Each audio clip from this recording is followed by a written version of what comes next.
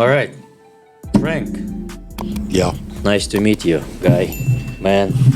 Frank Tank. The name of the Frank is a Frank Tank, if you didn't know. Frank, thank you for being not a guest. As a full-time team player of Fuse Service since 2021. What do you think? How changed the company till 2021, still now? Oh man, it's changed. Different company from from when I first started. Why did you decide to start with Fuse Service, the journey? Well, Because it was COVID? No, to be honest, I was working at a small company. You guys kept coming in and beating my bids a lot of the time. Hurts. Hurts? Yeah. Okay. To see the same company coming in and beating me all the time. Back then, you had really good pricing. So I reached out to, I think, Stan, and then had a meeting with you and Stan. Okay. You remember? Sure. Yeah. I have a memory of the size 2 kilobytes. Yeah, you were. I'm just getting the information, it's getting out completely. This is why I'm all the time recording what I'm doing. This is why we're here. I'm gonna rewatch this podcast after, because Nice. we had a video with you when we was driving All right. somewhere, and Going to look at a solar one bill. guy, I have a personal consultation today, he mentioned you. You have a guy, very nice sales rep, Frank P. I said, yes. So the people watching the videos Oh, really? with you and like getting excited. Nice. They're getting my personal Put me out there then. where's my part? The more the merrier. What you most liked in the changes in these almost 4 years? I think that it's very organized for the most part. You guys have schedulers separate. You have project managers separate. You brought on like Dimitri and Slavic. You made those guys kind of like go-to guys for questions. They're always here in the office. You've made our job easier as a salesperson. So you're getting very lazy now. No. And I work 24 hours a day. What are you talking about? Come on, man, you're sleeping. I go home. My laptop is always on my lap. Okay.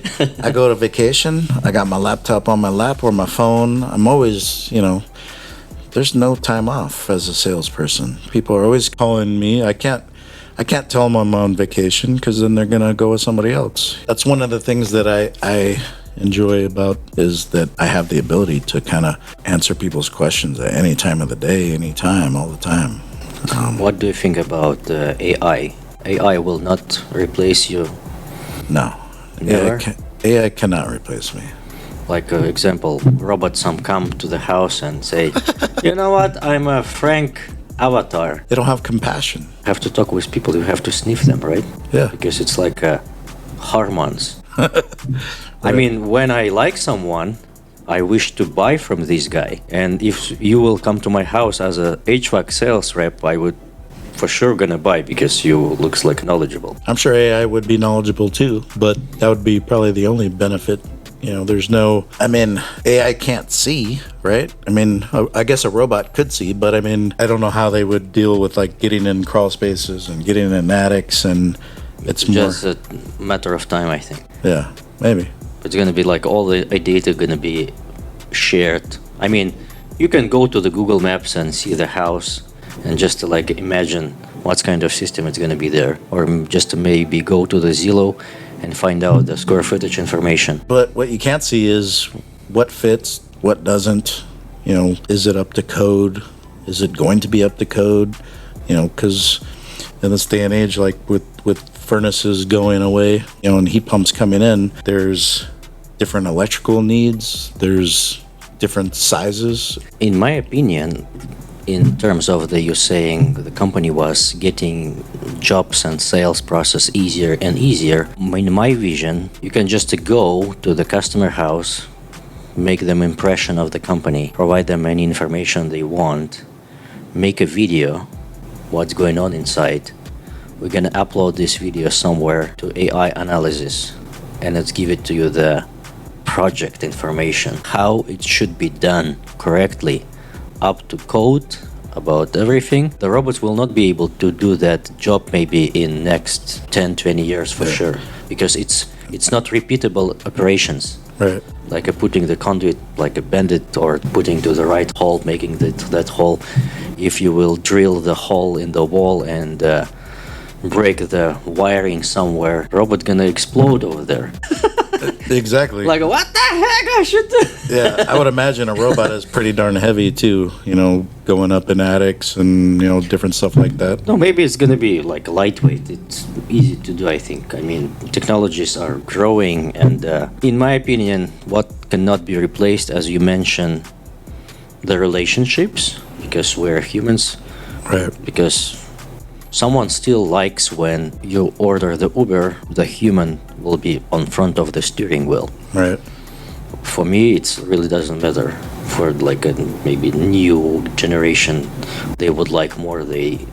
Nobody gonna be on front of the steering wheel. Yeah, I haven't taken a like a Waymo or You haven't? I haven't taken any of those yet. I see them all over the place now. It's scary, but it's funny. But then you I get. don't think it's that scary. Like honestly, because we have self-driving, right? Do you use a self-driving? I use it sometimes, mostly when like I'm in traffic, and I want to look at emails or whatever. I use it 93% Yeah.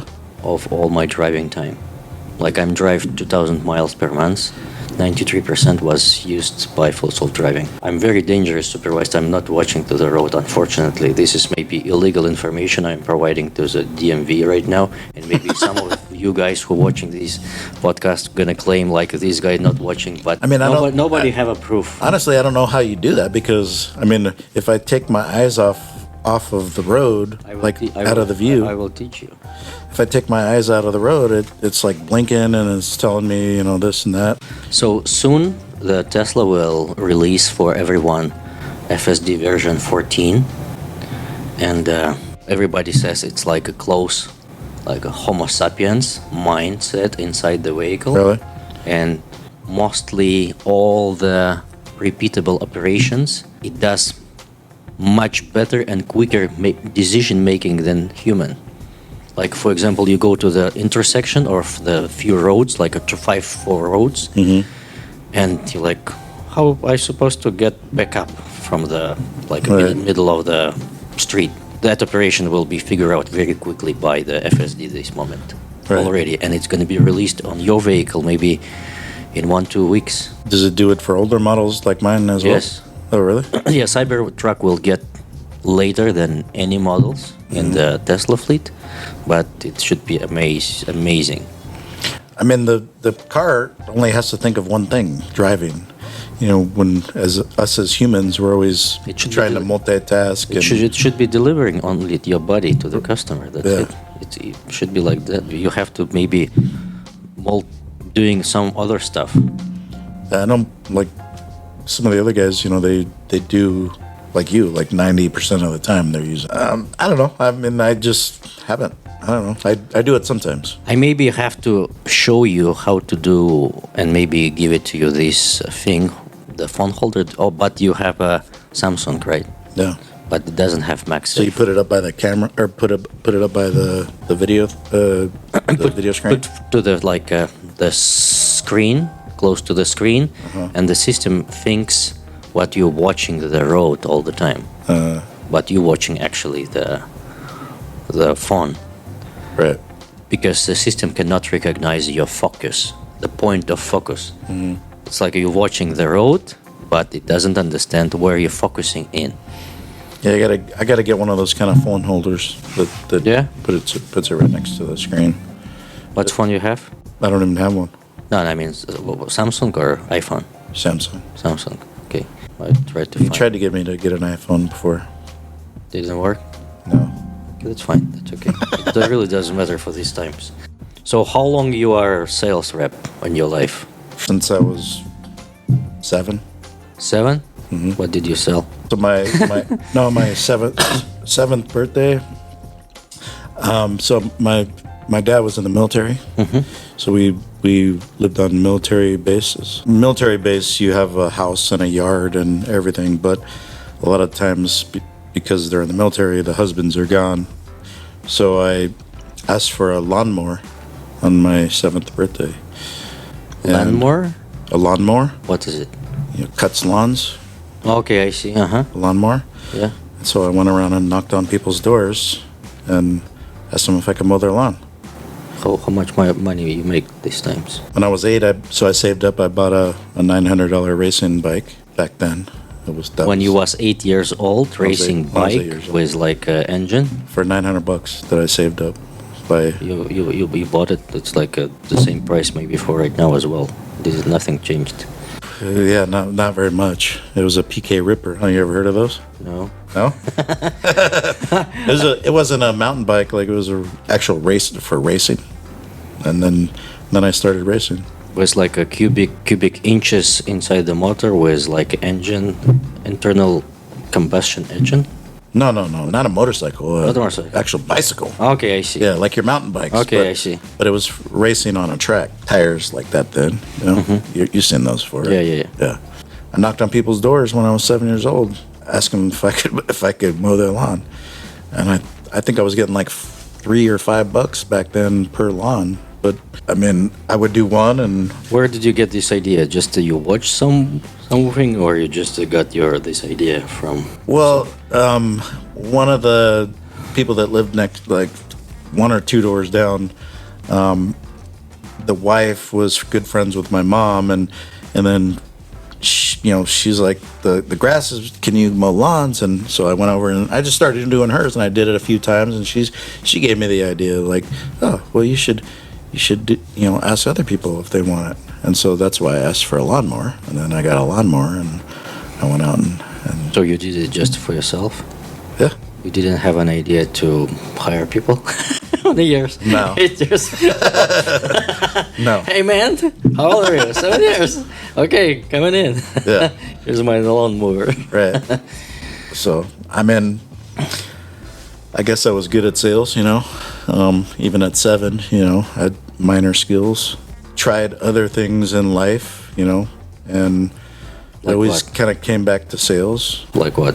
What kind of things? I mean, I was a programmer for a while. Software engineer? No, I wasn't a software engineer, but I did, for assembly line, I helped program the assembly lines. Okay, I see. QDS. So I did that for like 5 years, actually, after college, and it was boring as hell. What science you finish in the college? Computer science Computer science? Okay. Somewhere here or at UNLV. where? UNLV, Las Vegas. Nevada. Okay. Yeah. How It long? was one of the first computer science degrees, because they didn't really have degrees back then. What year was it? 95 is when I graduated. How old you were? 25. 25. Okay, and where did you born? What's the city? Linwood, California. Linwood. It's like south? By Long Beach. Long Beach? Okay. Small little town. Okay, and when did you move to the Silicon Valley? Like I said, my dad was he was my stepdad. My stepdad was in the Navy, and so we traveled around a lot. I lived here from like kindergarten, first grade kind of thing, and then we moved to South Carolina. We moved to Florida, Texas, Pittsburgh, Pennsylvania, a lot of places. And then he got out of the military. He retired, and we ended up in Las Vegas. And we were there for 2 years, and my mom and him ended up getting a divorce for reasons we don't have to talk about, probably. Okay. We moved back to the Bay Area. So at that time I was in 7th grade. Went through most of my junior high school and part of my high school here in Santa Clara.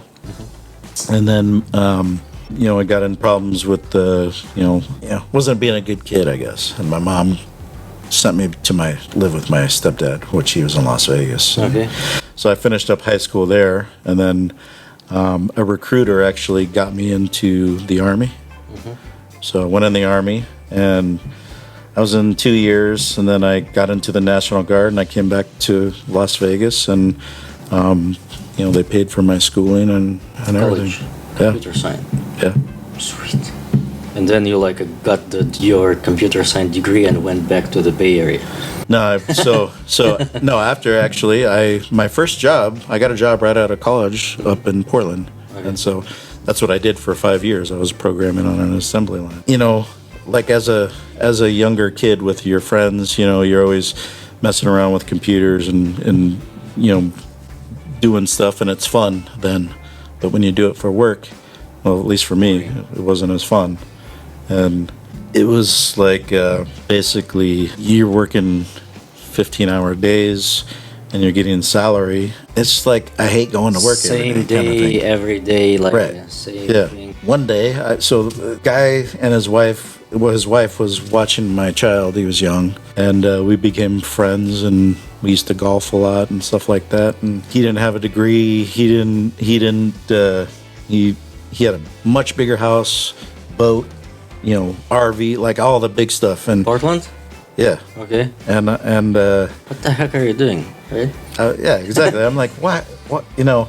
So I got laid off from work one time, and he's like, yeah, come out and play golf with me. And so I came out with him, played golf, and he had a couple of his customers playing golf with us. And you know, when you're playing golf, you're out there for like 4 hours, and you You have to talk. yeah, exactly. So you get to know people, even people that you already knew, but you get to know them even closer.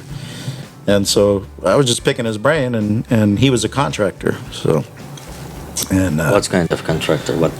general contractor. Okay. So I was picking his brain and this and that, and he's like, you know what, you should come over and ride along with me on some of these sales jobs, this and that. And so I went. You know, I was laid off and I was getting paid anyway, so I did it, and I was like, man, it's kind of fun, you know.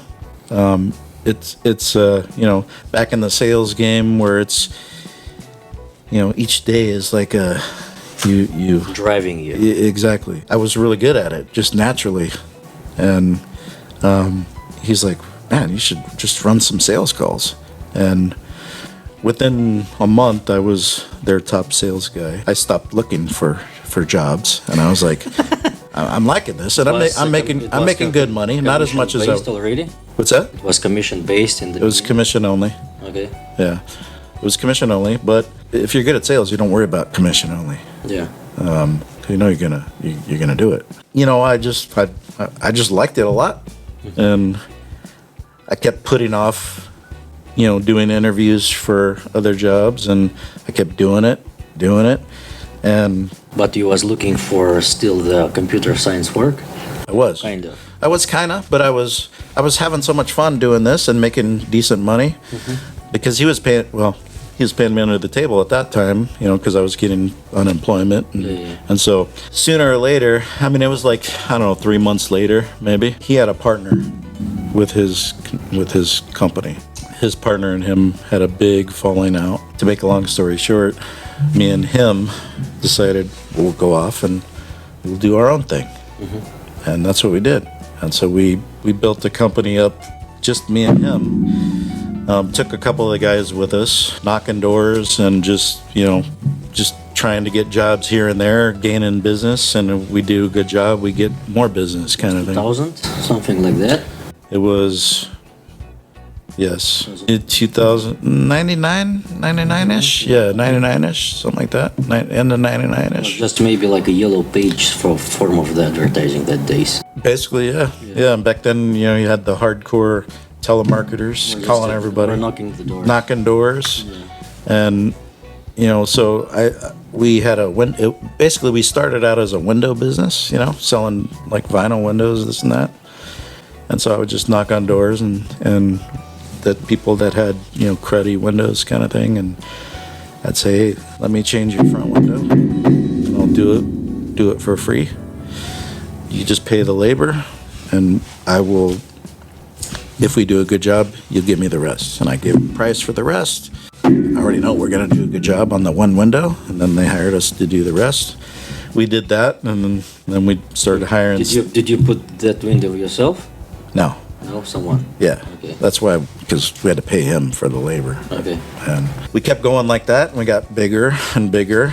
And I mean, probably ended up with about 40 people, employees. And then in 2009, the economy brought us down because we did a lot of. So in the next building over was mortgage brokers, and back then everybody was trying to refinance to lower their interest rates, and so it was kind of made sense, right? You refinance your house, you get a lower rate, and with that small amount of equity, you can do all kinds of stuff that we were going to do. So in 2008, 2009, when they stopped all of that, it brought us down a lot. And then, me and my wife were having troubles, and so I basically called it quits, and I said, you know what, I'm going to move back to the Bay Area and get back into my original field. So I did that, and I came back, and it was difficult because I'd been out of it for so long. There's different programs, there's different softwares, and I was just out of it. I didn't do it even for fun on the side. You were doing the company things like for 8-9 years? Yeah. It was pretty successful. It was successful, yeah. Yeah. Bought 3 houses off of it, we did really good. But I guess we didn't have a guy like you, to plan for the future. I don't plan for the future, just for next hour. I think you do, but you just don't know it. Okay, so the things 2009 brought you to the Bay Area back. Yeah, so I came back to the Bay Area in hopes to get a job, kind of back doing something what I was doing. It was kind of difficult because I'd been out of it for so long, and people were giving me low salaries because I'd been out of it for a while. Anyways, so I went to a class to beef up my resume. Like, they showed you kind of some things to do, not to do, whatever, just in my spare time, right? And the teacher of the class told me that I should get into solar. I was like, okay. And that's what I did. I looked at a small company. It was a very small company, like 5 employees kind of thing, and went and kind of learned the good way to learn solar. I actually had to design everything on my own and do everything. And then after a while, I was like, I need to go to a bigger company. Like, I'm just doing too much work for not as much money as I want, So Solar City was just kind of starting up, and I reached out to a Solar City rep, and they hired me, boom, like right away. And then I worked at Solar City till 2012. There was talks about them, kind of selling or changing and stuff like that. Ultimately, what made my choice was that they just didn't pay that well. I looked around for another company and found a company called Peterson Dean, and the cool thing about them was they do solar and roofing. So you kind of get, you kind of get two sales out of one, because most people need 2 roofs. And it was great because it was a 30-year-old company and trusted already in the roofing game. So going to solar and roofing made sense. So I liked that model and decided to go there, and did very well. And what happened after? Well, during COVID, they tried to get too big, too quick. And where are they? They went out of business in COVID. They were growing like. They were growing. 30 years old company and was growing till like a COVID, and COVID killed them.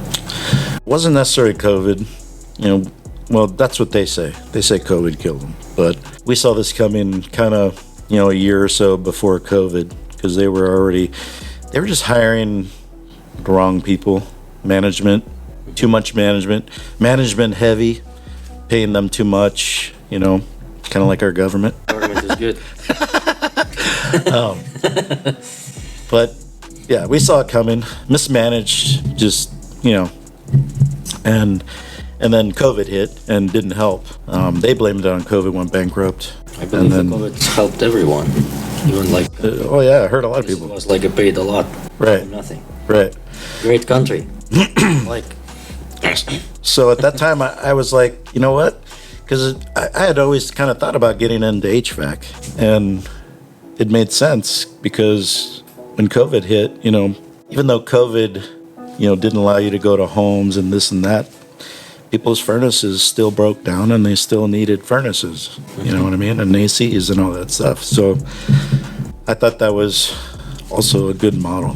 And so I started looking around at HVAC companies, and so all the time when you've been working for the solar roofing company, you paid by commission, and all the time you've been paid like employee,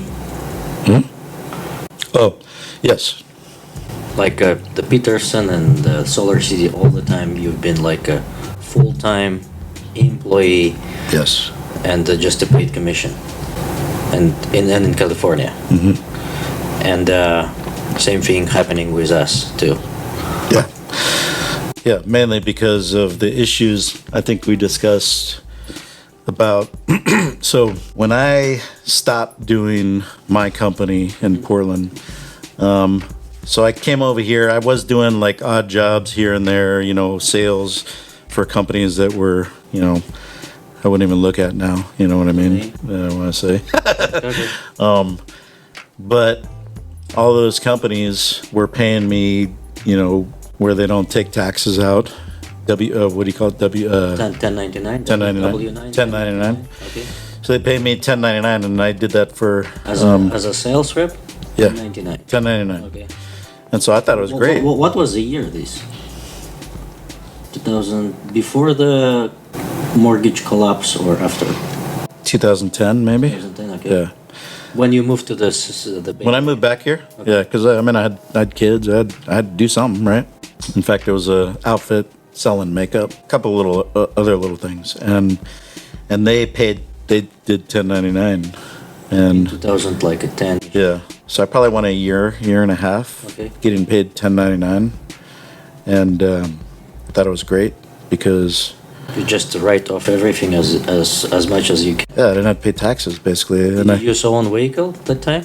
yeah, Just driving customers and get paid 1099, yep, and like filing your taxes with CPA, yep. and you've been happy. So the first year after they said, "Oh, you're gonna owe this much money," I said, "Oh," I left and I didn't even finish doing my taxes because I got scared. It was a lot of money that I was You gonna. just like it. Oh, it's not my thing. Yeah. It was a lot of money. It was a lot of money. I don't need to pay taxes, whatever, Anyways, so Can we do this these days too? Like just forget about it? no. Well, you can't do it back then either. But I forgot about it. But they didn't forget about me. IRS cannot forget it. No, they don't forget about you. Because it's money. They catch up to you sooner or later. Yeah. But I was pretty much small apples compared to, they're looking for the big apples, you know what I mean? But eventually they caught up to me. I believe they will get each dollar anyone owe them. Oh, yeah.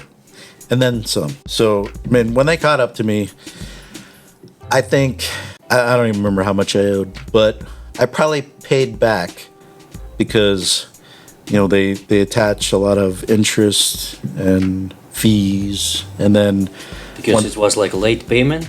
because it's late payment, yeah. Like Like- how much Like percentage? 40%. 40%? In some cases, yeah. How late the payment was? A year and a half, 2 years. And 40%. But it was more about the amount. The amount was big? The amount was, yeah, it was Kind of, what's the range? 30,000 30,000? at least, 30 to 40,000 or so.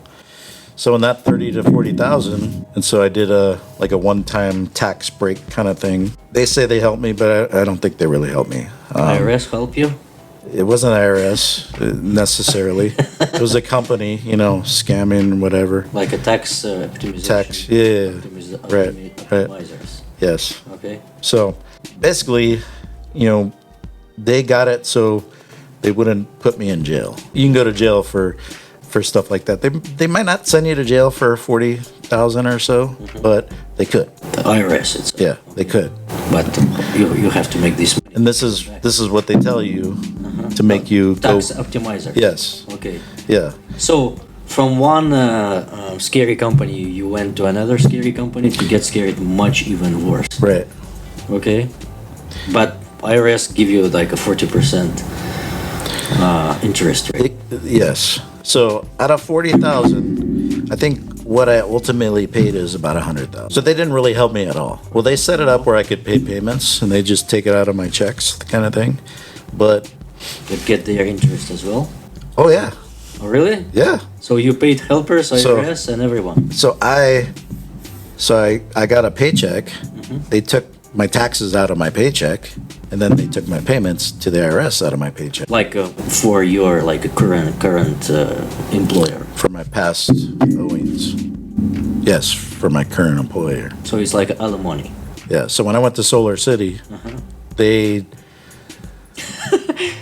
like I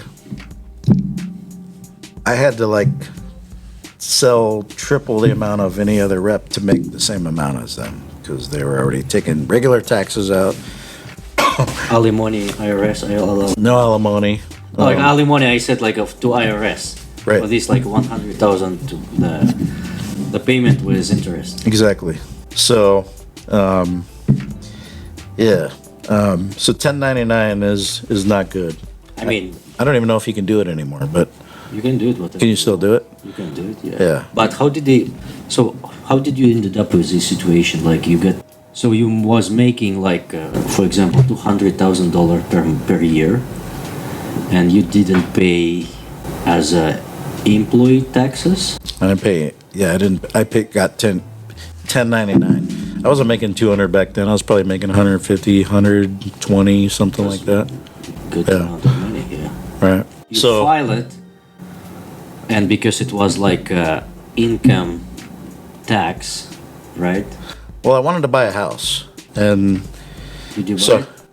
no, I didn't because I couldn't afford it then. You know what I Okay. mean? And so I went to see an accountant, and they started the whole process, and that's what got caught by the IRS. So they like a red flag to your filing, Yeah. like because you've been working as a sales rep, getting 150K as a 1099 worker. How did they feel the employer these days about your situation? I mean, they don't care. I mean, I'm not taking their money. Oh, I understand. They're taking my money. No, because the employer should be like chased for these things, Oh, the other employers? or they close. Most of these companies, yeah, they're just they like, just already- yeah, out of business. So if you wanted to pay your sales reps 1099, you just have to open the company, work 1-2 year, and close it. Do not be. They just weren't great companies. They weren't great companies. They were small companies. I mean, I found the job off. No, I'm just like trying to understand like what was their purpose of doing this, like to work 1-2 years and then quit the business. I think it was more of choice. You know, I think like when I first started, they would pay you 1099, and then you could get hired and this and that. And I was like, wow, I like this 1099, and so I just kept it going. You know, I asked them to keep it going for the most part. But if you will be able just to pay off the $40,000, Yeah, if I could have paid it off, yeah, I would have. But quicker. but at that time, it was kind of a mess because when I got divorced, I won custody of my kids, and I had my kids, and she never paid me anything, kind of thing, you know. And so, I mean, I was pretty broke, even though I was selling a lot. And I was technically making decent money, but the IRS was taking so much of it, put me further and further behind. Did you cry? Many times. Many times. I mean, I lived in a studio apartment with two of my daughters, and it was rough, man. But your daughters is good now? My daughters are good now. I mean, they know the struggle, and you know, they appreciate, you know, what I had to go through, I guess, to to raise them. So Army, programming, Solar City, and that things, and your own company collapsing the mortgage. This thing happened, but what's kind of lesson you give to these guys who watching this video? I mean, pay your taxes. Pay your damn taxes on time. Don't. People get 1099 for 1 or 2 weeks and they start to like it and want it all the time. It's like addiction, right? It's an addiction, exactly. It's definitely an addiction because you're getting paid double of what you're getting paid when you do your taxes, right?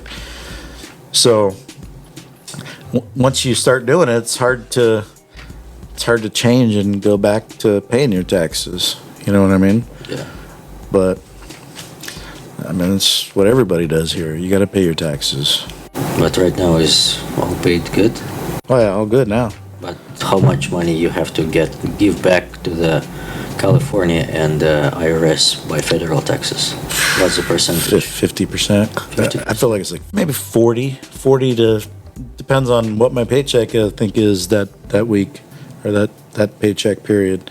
Seems like it changes depending on, but I usually count like 40 to 45%. Mm-hmm. Did you consider to move out from the United States to pay less taxes? No. No? Move out of the United States? Yeah. No. Because my kids are here. How old are they? 29 and 24. Yeah, I've seen your grandkids. Yeah. So, what you would like to change in the Fuse service to make your existence, being in our team better? Pay more? If we pay more, will you pay more taxes? Well, I mean, that's the great thing about sales. You control your own destiny, you know. If you can't sell, you shouldn't be in sales, first of all. If you are lazy and you can control your own paycheck. You know what I mean? As long as the company you're working for is giving you enough, ammunition to do that, then leads, you asked me a little while ago what do I like about Fuse, some of the things I like about Fuse and how we got better and stuff like that. I don't know if you necessarily got better, but one thing I like about Fuse is it's kind of endless opportunity. You got HVAC, you're licensed in so many different things, right? It gives you opportunity to sell a lot of different things. And when customers trust you, usually they come back to you. I would say we are making customers happier in many things, not sell them. But for me, because some of the customers can watch this video as well, I saw these guys, I like him. Well, it's not just because I sold them, but no, because it's the good experience that they go through with not only me, but with Fuse. You know what I mean? I mean, a lot of companies, you don't have the network like you guys do here, where, they may sell something and promise all kinds of stuff, but you might have a good salesman, but you don't have a scheduler, and you don't have a permit person. You don't have those guys to take some of that work off your back. I can focus on mostly selling. Can you evaluate your work in the whole process of delivering the good experience to the customer? What's the percentage of your work? In what percentage do you think it is? Because I do sales, I do 90% of the work and 10% the rest of the team. Something. Yeah, look at Fuse Service, successful company because I am very good sales rep. I'm definitely successful because of Fuse, and Fuse successful because of you. Exactly. It goes both ways. Not always does it go both ways.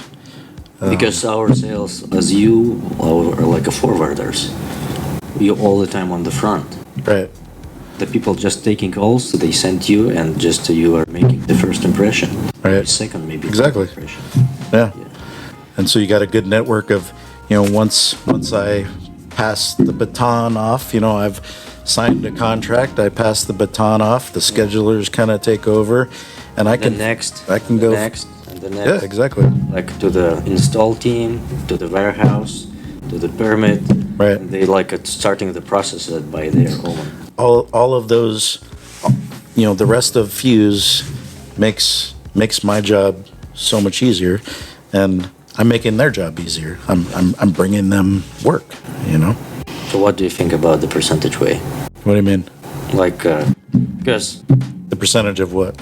of your work in these processes, Well, just your opinion. It's not like should be necessary precise. I think I have a pretty big percentage. I don't know what that would be, but like I said, you could have 20 crews of installers, but if you don't have good sales guys to give them those jobs, then those installers are going to be on the couch most of the time. It goes both ways. If you don't have good installers, I can sell and promise all kinds of things, but if they're not upholding what I'm saying, well, you don't get referrals, you get bad reviews, it can spiral down pretty quickly. But that's the great thing about Fuse. You've set up a whole network of installers that are amazing. They probably don't think I think that they're amazing, but before you get the jobs, where we get these leads? what's that? Where we get these leads? And I have no idea where they come from. This marketing thing. Yeah, they come from marketing. Some of them come from, there's a combination of a lot of things. You know what I mean? You got billboards everywhere. We got Fuse cars that are nice. We keep them clean. They're nice cars. They attract, someone looking at them, and you see that stuff. Oh, I see that car. Oh, I see that billboard. Oh, I see you on YouTube or whatever. Podcast right. It kind of gets infused in their brain, right? Yeah. Infused. You see how I said that? Infusion. Yeah, Okay. so when their furnace breaks down, they're like, you know what? I keep seeing this fuse. Let me call them. You know what I mean? So maybe everything helps. fuse blown over there. Like what's a fuse? What the heck? Yeah, exactly. Right. That's why I choose this name. Yeah. No, it's perfect name. Perfect name. All right, Frank. Thank you very much for the conversation. All right. We will try to make your life much easier. What's the goal or what the dream of the nice sales rep should be inside our team? What you want to get more, in besides of the more money, besides of the more leads. I mean, I'm pretty happy where I'm at. I mean, I've been in management. I've done all that stuff. I like the sales part. I think I was bred to do sales. You want to be like more impressive to the customers. Like you want something, as I said, maybe Lamborghini or something. I mean, of course, yeah. I always want to get better myself. I would love to continue education on products and how they work and why they work and ammunition. I started recently, 6 months ago, taking the TRT. You know that stuff? TRT? Testosterone replacement therapy. Oh, yeah. Like a men's health boosting shit. Like the injection to the Oh, really? the fat belly. Uh-huh. Yeah. And? I feel when I started, I was 25.4% of fat of my body. I'm doing the DEXA scan every 3 months.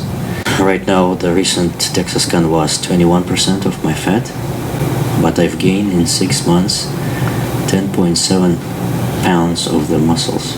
Yeah. Well, I used to work out. I used to be very fit. I used to do half marathons. I used to do all that stuff. I don't know. I think that's one of the bad things about sales is it's constant. So I never find time to do workouts because it takes. I used to be more fit. Yeah. No, I used to be fit, pretty fit, very fit. But I worked out, and I think during my divorce, the workouts, I was very fit. And then, I don't know, found a girlfriend that I love and got comfortable, and Now I just focus on sales all the time. So I just How old are you don't. now? 55. I mean, because I found I'm exercising a lot. I'm doing a lot of stuff, like mountain biking and going to the gym, and it didn't change my physical things. This is why I find out I should try to start this thing. Yeah. If it's helped me out a little bit, I'm gonna continue. But you still work out though, right? Yes, Yeah. more harder. Right. Because I don't feel the pain of my muscles after the hard workouts. Yeah, I got a testosterone boost. I don't remember how long ago. It might have been like 10 years ago now. And you quit? I only did it once. You did it once? Yeah. I went to a sports doctor and he gave me an injection. Okay. And But it won't work this way. huh? It won't work this way. Right. I mean, You have to just continue at least 2-3 months to see the changes. yeah, he only did it once. But I did notice some changes in some You things. did notice? Yeah. And you just not my thing. Not my thing, and you just quit. Yeah. Well, I mean, I didn't know it was like a regular thing.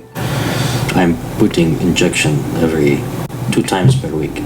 Oh, really? Very small dosage. Oh, wow. Very small dosage. Uh-huh. And You do it yourself? yeah. Oh, really? Yeah, it's easy. I believe I have to teach people how to do it in the work to make more better results. Yeah. Not only in the work but in the in the life. Because for the man, I find out because the people when I'm sharing this my experience, the people saying it's like addiction, but I've said it's not addiction because it's not like a cigarettes or alcohol. Yeah. Just to make my life easier, and I'm not sleepy at 5 p.m. Right. And I'm never. I mean, I don't. I get my 8 hours sleep every night. You do? I do. Okay. How do you track it? I mean, and 9 o'clock comes around, I'm tired already. Oh, really? Yeah. Okay. We go to bed probably 9 o'clock on the average. Sometimes even earlier. And I wake up 6:30, 7 o'clock. So that's definitely my 8 hours. I go to bed sometimes, I'm fiddling around on TikTok or whatever, But I get my 8 hours. If I don't, I know I feel it the next day. It's. You don't drink alcohol? Yeah, I do. You do? Yeah. How often? I'd say I have on the average 1 beer a day. So sometimes 2, sometimes 3, sometimes none. Alcohol for absolutely nothing for 2 years. You? I never smoke. Yeah. Yeah. And it's just to give a clearer mindset. Right. And it's easier for me to passing all these examinations. Really? Because English, it's not my first language. And I have to relearn a lot of words I never saw in my life. Maybe we'll have to introduce to our sales team. Something like that. They'd be like, "What are you guys doing over there at Fuse?" What the heck are they doing over there? Just putting the TRT plan to our sales rep plan, just to give them more motivation. Right. Yeah, it's scary. I will not recommend to everyone to do that, but just need to find out what's going on with your health all the time. Right. Because I'm taking my blood test every 90 days, just to make sure nothing is wrong with it. Mm-hmm. I just took the test, the last one, last week, and my level of everything like a 20 years old boy. Nice. And How old are you? 39. Oh, 39. Okay. Not old, but in the beginning when I give my blood test first, my testosterone level was like I am 55 years old, man. Oh, really? Yeah. Did you have high blood pressure?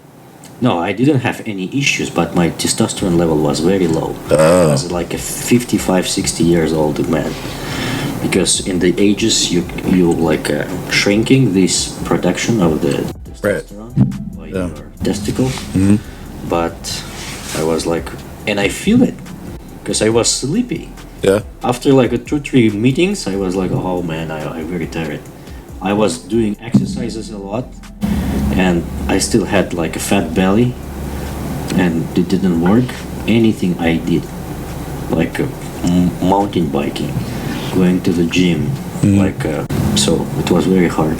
Right now it's much better. I feel if I will doff all these injections, I believe I will go down. Yeah. Yeah. Yeah. See, I did have problem, like I was always tired all the time, but kind of got linked to my sleep apnea. Sleep apnea,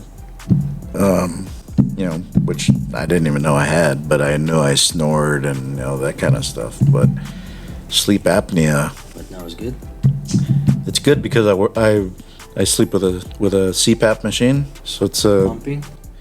So yeah, basically, so I went in and got tested at Kaiser, and they sent me home with a unit and put stuff all over my, and basically what they found out is that every hour I was stopping breathing, sometimes for like almost a whole minute.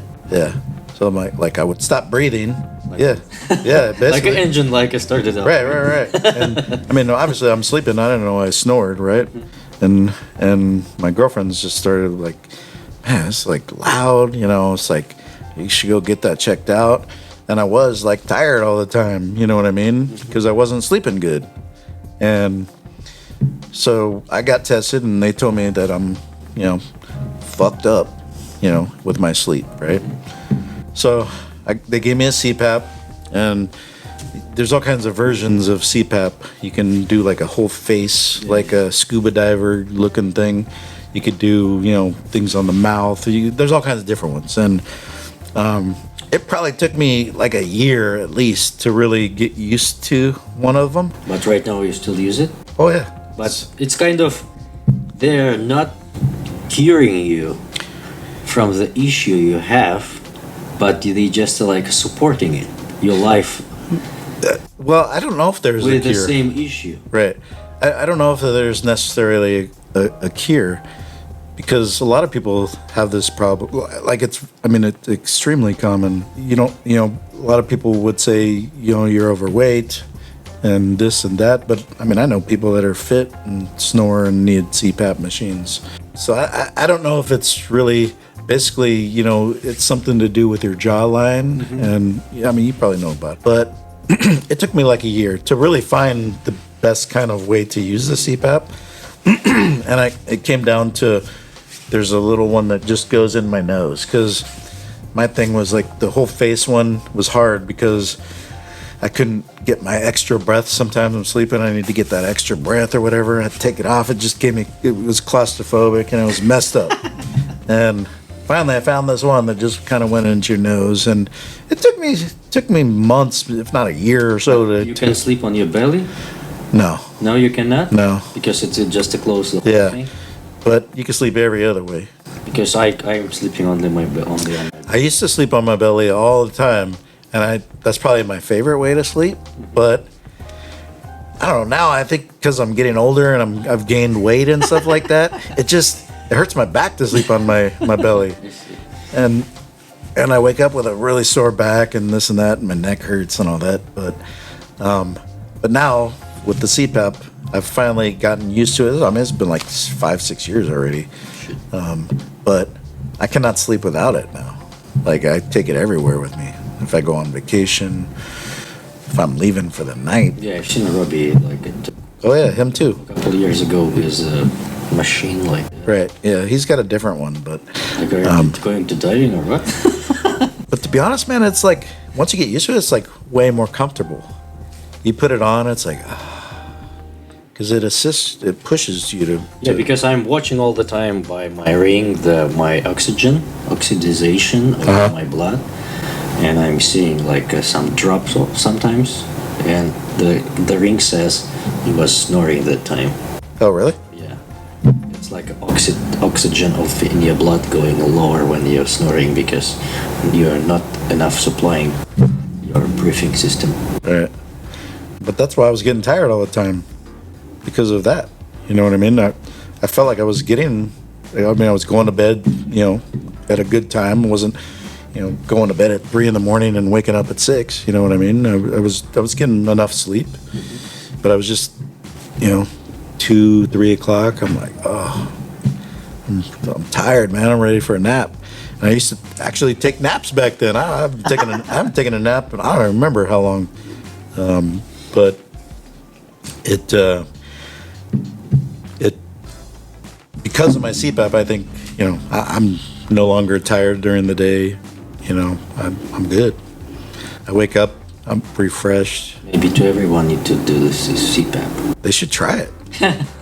Seriously, like my mother-in-law, she's skinny, she's fit, she's older, but she had the same problem. She was tired all the time, this and that, and Should try it. I told her, I was like, look, you should do this. She already had a CPAP, what I didn't know, but she never used it because she couldn't get used to it. I said, just get used to it, use it. And now she's the same way. She sleeps good. She's not tired. I'm sure there's other things that can cause you to get tired during the day too, but It's very important to have a very clean air as well. clean air, and good sleep. Nice HVAC system, guys. Yeah, exactly. Yes. It's meaning we smoothly switch to the HVAC subjects. Right. All right, I think that's enough today. Cool. Frank, thank you very much. All right, man. Thank you. Yeah. Hit subscribe button and like button. Ask Frank to be your HVAC estimator to your projects, and I'll see you in the next one. All right.